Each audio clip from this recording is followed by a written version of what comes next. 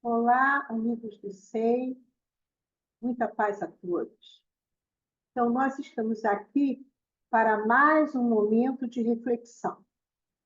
Dessa vez, nós estamos trazendo o item Liberdade de Consciência, do capítulo da Lei de Liberdade, da parte terceira do Livro dos Espíritos, das Leis Morais.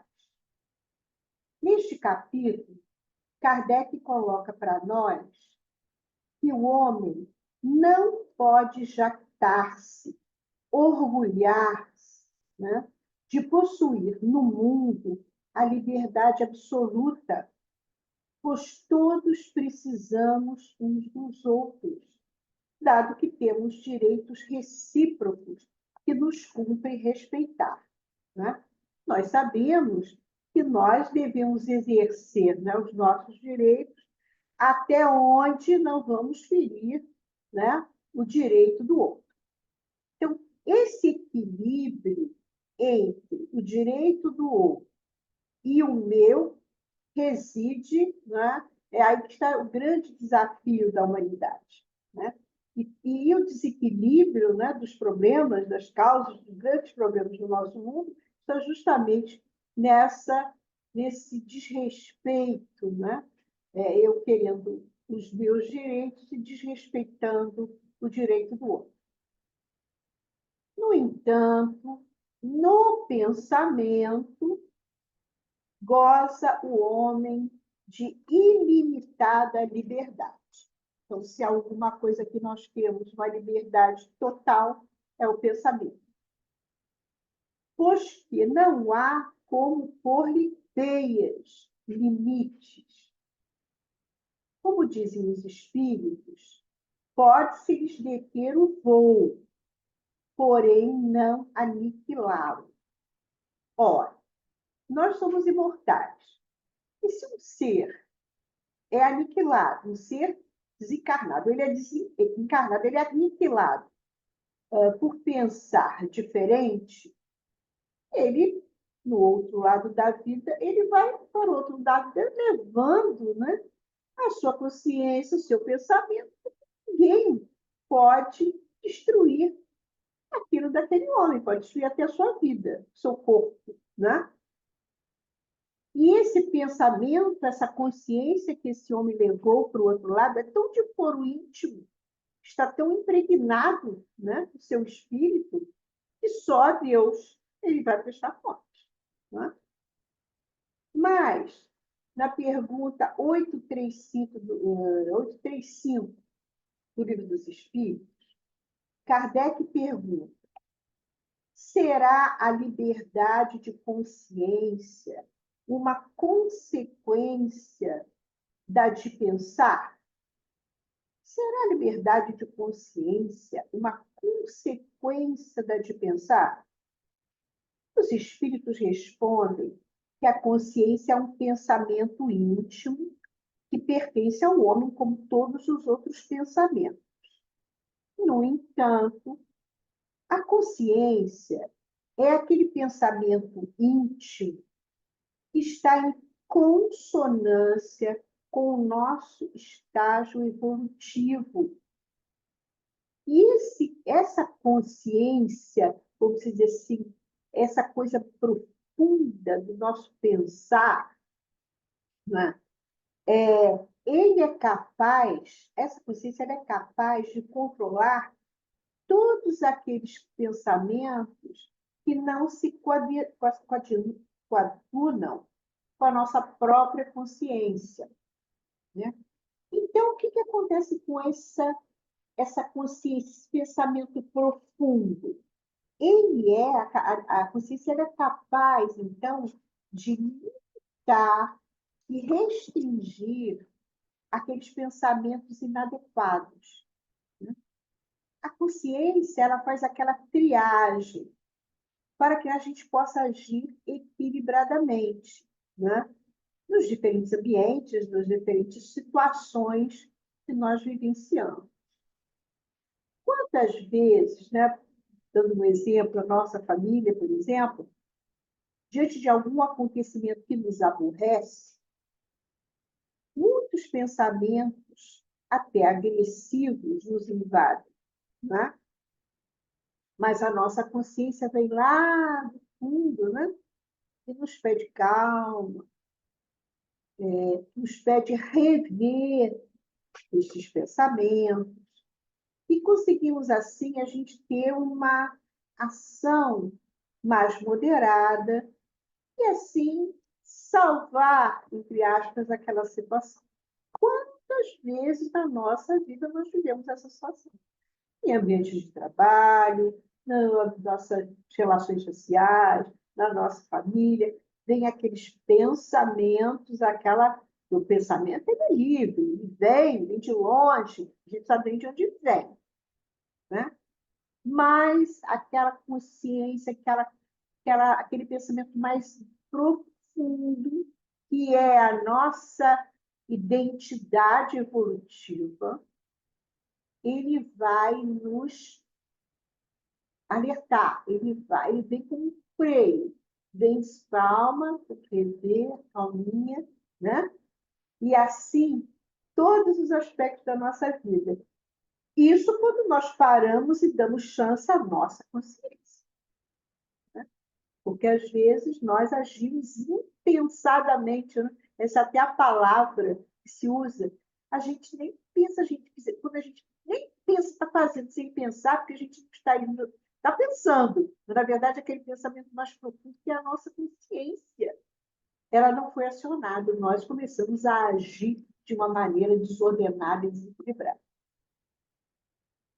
Na pergunta 837, Kardec faz a seguinte indagação: que é o que resulta dos embaraços que se oponham à liberdade de consciência?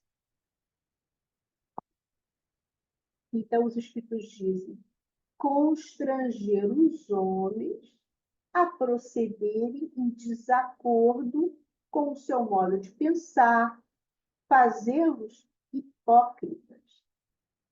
A liberdade de consciência é um dos caracteres da verdadeira civilização e do progresso.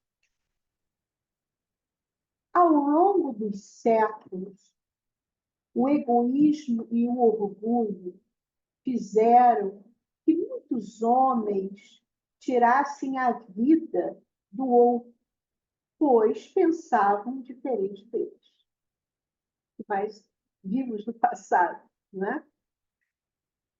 No início do cristianismo, na Inquisição, nas inúmeras perseguições políticas, e a própria doutrina espírita sofreu a queima de seus livros, né? O quanto Kardec foi combatido pela própria Igreja oficial, pela ciência, o quanto ele sofreu, porque ele traz uma ideia nova, né? Ele traz uma ideia que iria de contra muitos interesses. Né?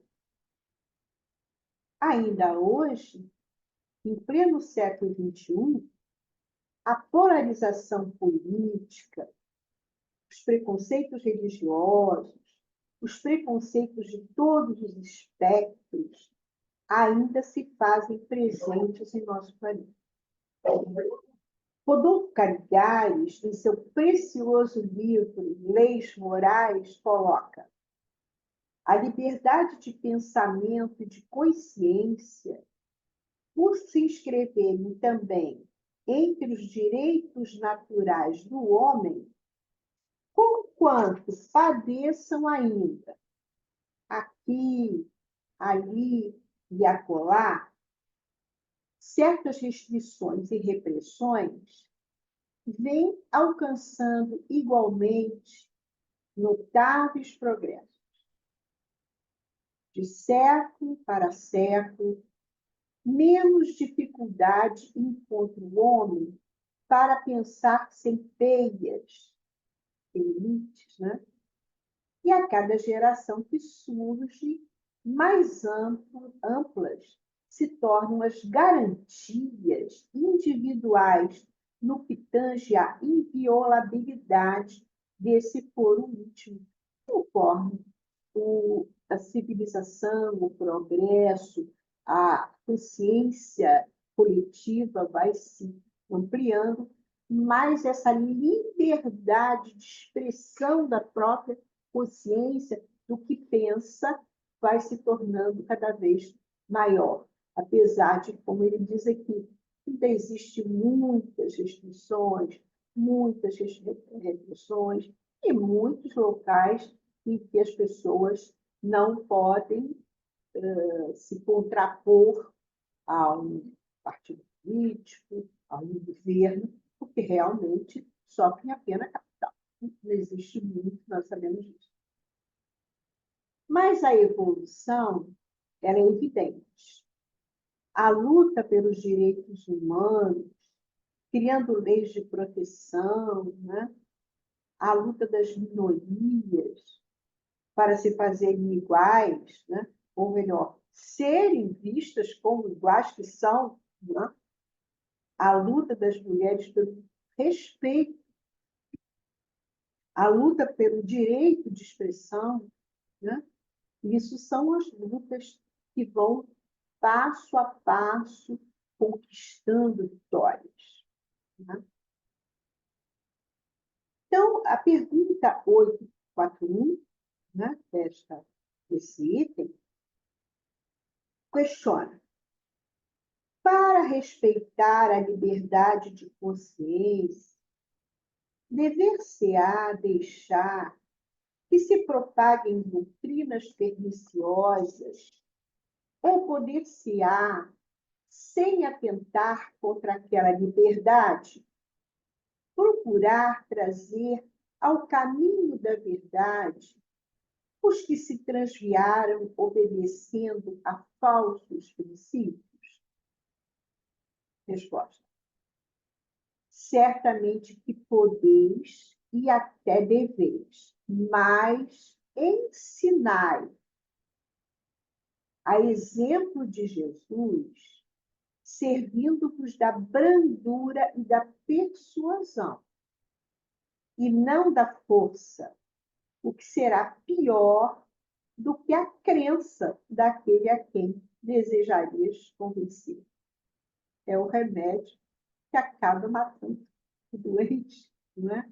Então, não é pela força que você vai mudar o pensamento do outro, porque você não tem você não consegue chegar a isso, mudar a consciência do outro, a não ser que ele mesmo, não é? Porque é de foro tão íntimo, não é? Só ele mesmo. É por isso que a gente diz, né? A educação ela é auto. A educação é uma autotransformação. Você pode oferecer para aquele educando, né, uma série de recursos, de ideias, de ampliando a consciência, mas é ele que vai elaborar seus pensamentos, ele que vai criar sua própria consciência. Né? Se alguma coisa se pode impor, é o bem e a fraternidade.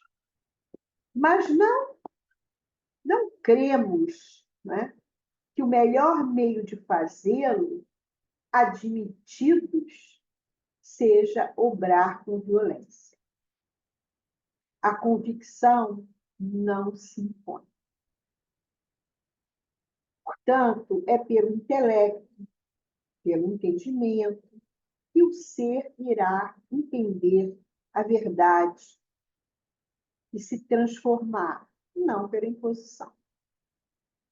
É pela educação, pelo conhecimento e pela brandura e persuasão exemplificados por Jesus Cristo trouxe para nós. Né? Então, nas perguntas 621 a 624 do Livro dos Espíritos, os Espíritos nos informam onde a lei de Deus está escrita. Na nossa consciência. E que Deus, os Espíritos dizem que Deus a inscreveu no âmago de nossa consciência para que seja lembrada. pois é pela obediência a esta lei que o ser evolui. Eles nos dizem que em todos os tempos, Deus envia espíritos totalmente conscientes da verdade para fazer com que progrida a humanidade. É só a gente buscar na história do mundo, né? História do homem, quantos espíritos que visivelmente, claramente, tinham uma consciência clara, né?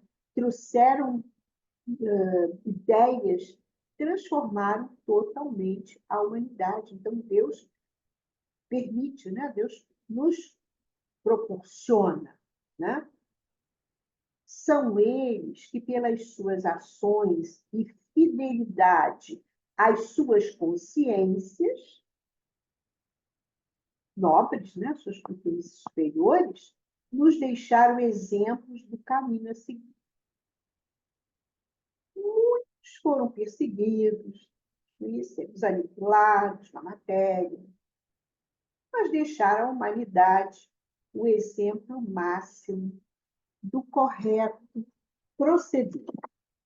E aí, no momento que eu estava elaborando, né, esse assunto para fazer para vocês, eu encontrei um livro muito precioso que eu trouxe para vocês, que é o Livro das Virtudes, de William Bennett.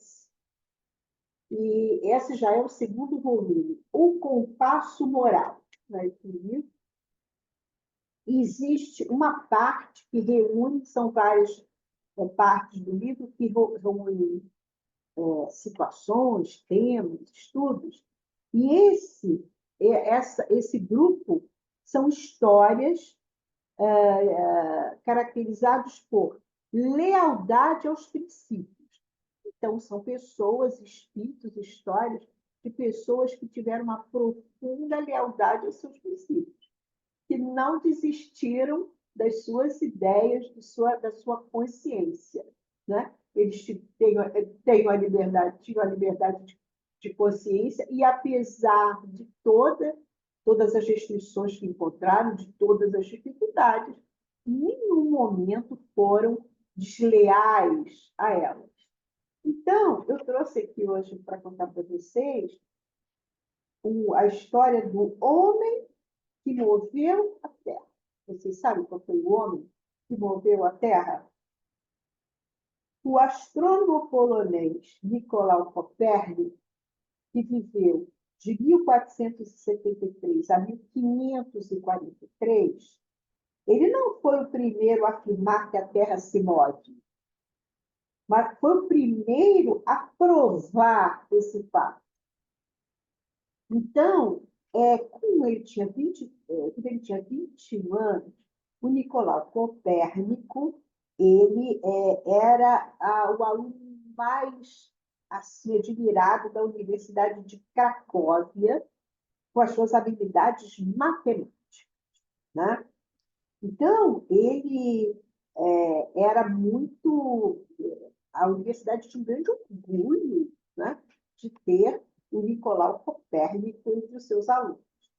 Mas um dia, um professor, passando na Polônia, convidou o jovem para ensinar matemática na Itália. Copérnico aceitou e mudou-se para Bolonha. E aí veio assistir uma série de conferências sobre astronomia que mudaram não apenas a sua vida, mas que no futuro iria mudar a maneira de toda a humanidade ver o universo. Né? Então, os astrônomos, durante 14 séculos, os astrônomos basearam todo o seu conhecimento num grande livro chamado O Almagesto, escrito por Ptolomeu. Então, olha aqui o que se pensava durante 14 séculos. Que a Terra era o centro do universo. E o Sol e as estrelas se moviam em torno dela. Né? Os padres, olha, vejam bem, os padres e os astrólogos se valiam dessa teoria para apoiar as suas próprias ideias a respeito do céu. Então, olha que se acreditava. E era a igreja poderosíssima que ditava, né, as ideias, que ditava o que se poderia pensar. Então, era a igreja que dizia o que nós poderíamos pensar, o que nós poderíamos acreditar. Então, a maioria acreditava que a Terra era quadrada e tinha 4 cantos. As estrelas eram joias penduradas no céu, movidas por anjos. Isso não é uma ficção, isso nós estamos contando história. Cada estrela ficava aos cuidados de um anjo, e zelava também por todas as pessoas nascidas sob a influência daquela estrela, ou indicava outro anjo para essa tarefa. Cada pessoa tinha um anjo guardião para protegê-la contra os espíritos maus. Ocasionalmente saíam do inferno para vir à Terra tentar os. Era isso que se acreditava, né?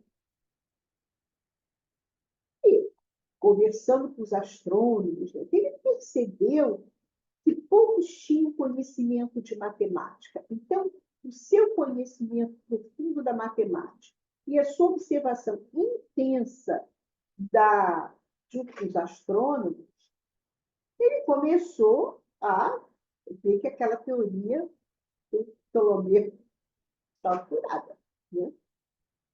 Então, o Copérnico ele passava noites sentados na torre da catedral, observando as estrelas. Moviam-se sempre da mesma maneira, em velocidade constante, sem caprichos. Era um fenômeno natural e podiam ser reduzidos a um sistema matemático. Aí ele começou a estudar o assunto. E aí, claro, ele chegou à conclusão que a Terra é um globo que gira em torno do Sol. Como os outros planetas, a Terra é também um corpo celeste. Começa a divulgar a ideia dele, a ensinar o que ele aprendeu, em várias palestras, né? E muitas outras coisas que ele começa a discutir, né? A descobrir a partir dessa conclusão, dessa teoria. Né? Mas um belo dia, um cardeal do Vaticano veio visitar o jovem porque começou a ouvir, né?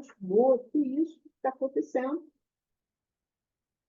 E ele, então, até generosamente advertiu Copérnico que ele podia acreditar no que ele quisesse, mas que ele não tinha autoridade nenhuma para divulgar essas ideias.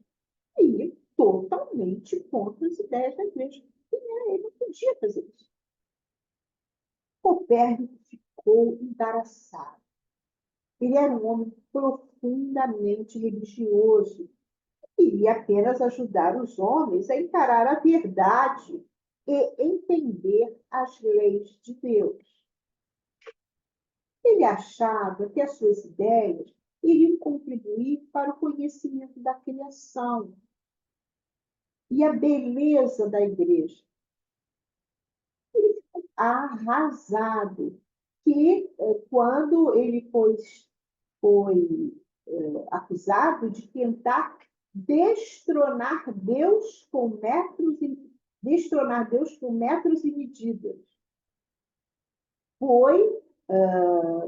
Fizeram tudo para que ele fosse considerado um herege, né? E todas aquelas coisas terríveis que naquela época as pessoas podiam se acusar, né? Você quer nos convencer de que a Terra esvoasse em torno do Sol como uma mariposa em torno de uma lâmpada? Isso é um escândalo. Né? Então, Copérnico resolveu voltar lá para a Polônia. Chegando lá, ele foi viver assim no exílio. A igreja colocou ele numa situação de exílio, ele vivia como um cônego, né? Ele não estava totalmente proibido de falar sobre a sua teoria, sobre o que ele pensava, né? E, então, o que que ele fazia? Ele passou a vida fazendo aquilo que os cônegos deveriam fazer quando ele visitava os enfermos, era um homem profundamente generoso, imagina, era um espírito, né, especial. Ele visitava os enfermos, fechava os olhos dos moribundos, mantinham em dia o registro da paróquia, mas seu coração estava na matemática. Então, ele era um homem que estava voltado, né, para todas essas questões.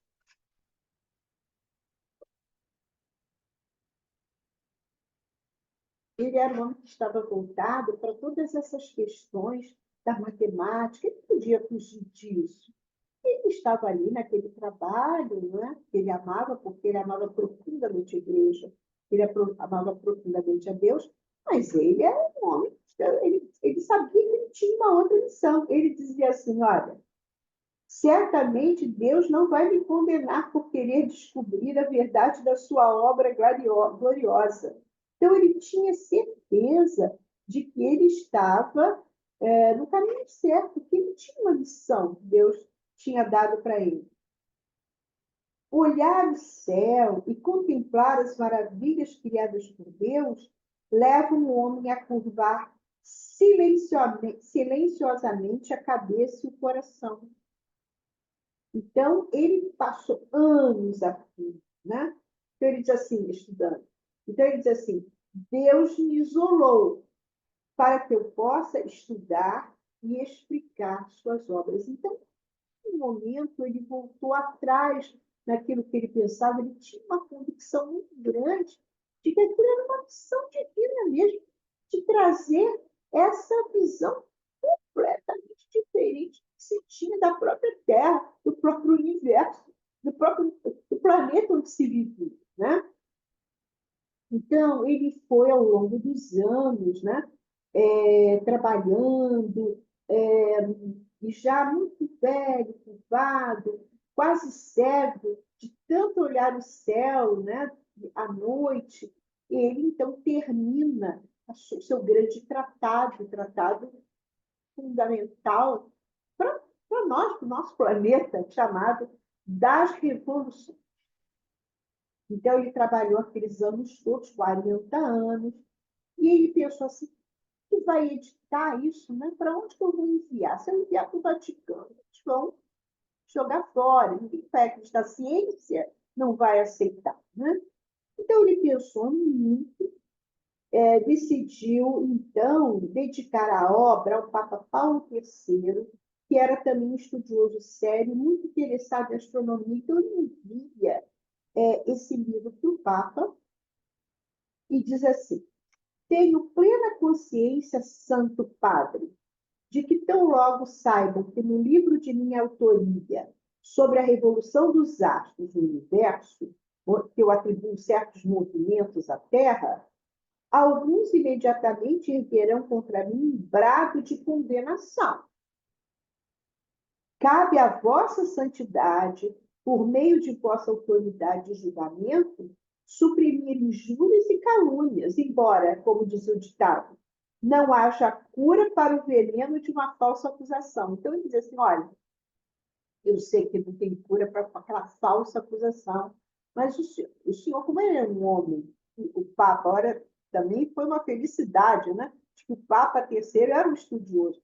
Então, o Papa, ele não, como estudioso, ele não pôde, né, negar. Então, ele ficou ali doente, sabendo que ele tinha pouco tempo, e aguardando o que poderia acontecer, né, com a sua obra. Ele tinha certeza, ele falou, tenho certeza. E é isso, ele falou. Essa é a verdade, ele usou essa expressão. Essa é a verdade. Então, 24 de maio de 1543, chegou um mensageiro e dizendo para ele, então, entregando para ele o livro editado, o livro pronto. Então, ele sorriu, olhou longamente o livro, passando a mão pela capa, como se o acariciasse, abriu e virou as páginas. Fechou o volume e, segurando apertado contra o coração, cerrou os olhos e mergulhou no sono para nunca mais acordar. Olha que história assim mais interessante, né, gente? Real, verdadeira, né?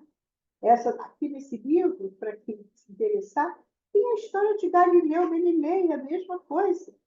E quando ele traz as suas teorias, meu Deus do céu, que ele passa também, né?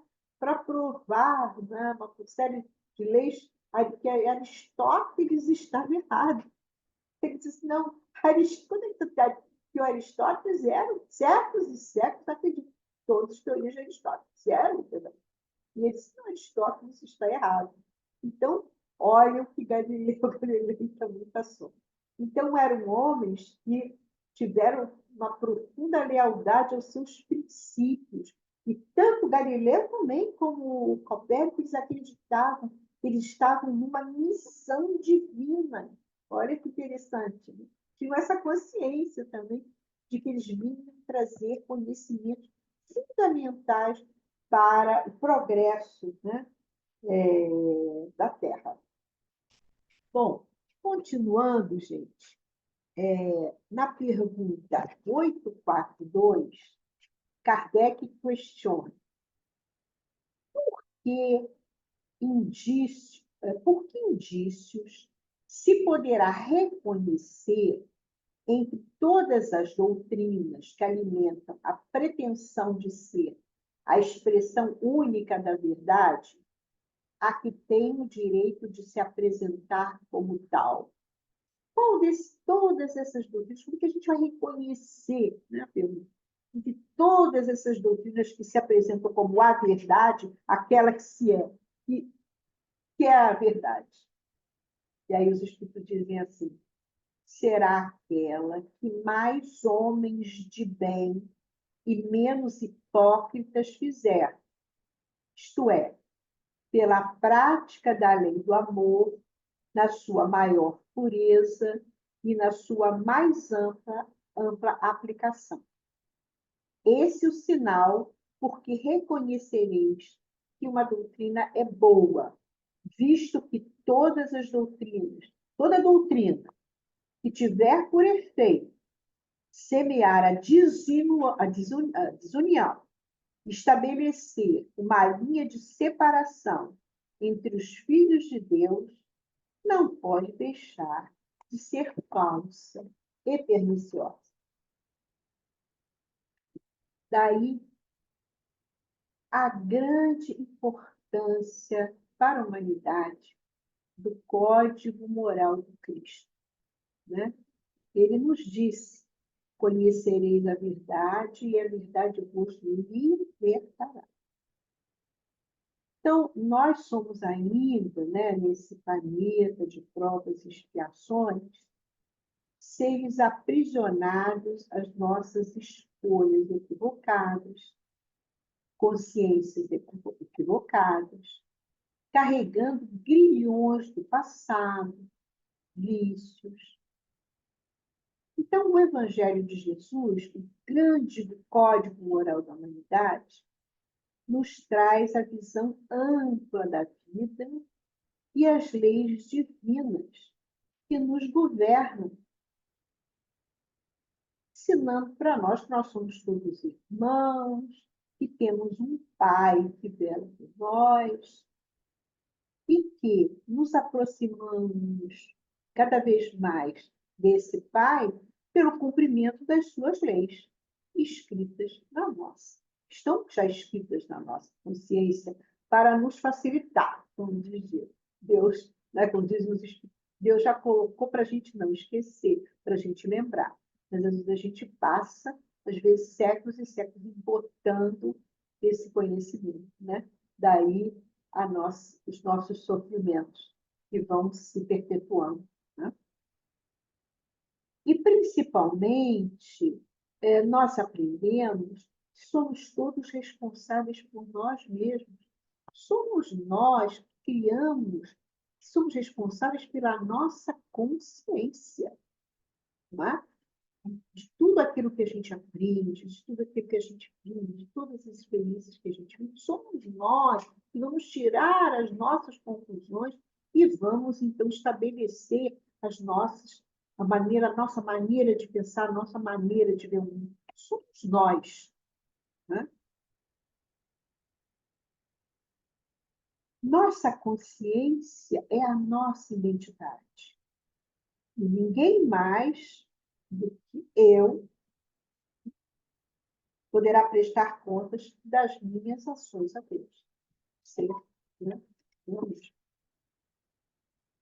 Então, como nos diz Rodolfo Caligari, né? Muito tão importante, Beijo Moraes, sem dúvida, estamos ainda distantes de uma convivência mundial de integral respeito às liberdades humanas. Estamos vendo aí, né? Agora que a gente tem essa visão global de tudo que acontece no mundo em horário real, né? A gente vê como a gente ainda está distante disso, né? Mas nós, grande parte da humanidade, já aceita como um ideal a ser atingido. E isso é um grande passo, pois tal concordância há de levar-nos mais dia, menos dia, a esse estado de paz e de felicidade, a que todos aspiramos. E, para encerrar, eu deixo com vocês, comigo também, né, uma reflexão. Como nós estamos utilizando, né, a nossa liberdade junto à família, lá no trabalho, na nossa vida social? Fica como uma reflexão para todos nós.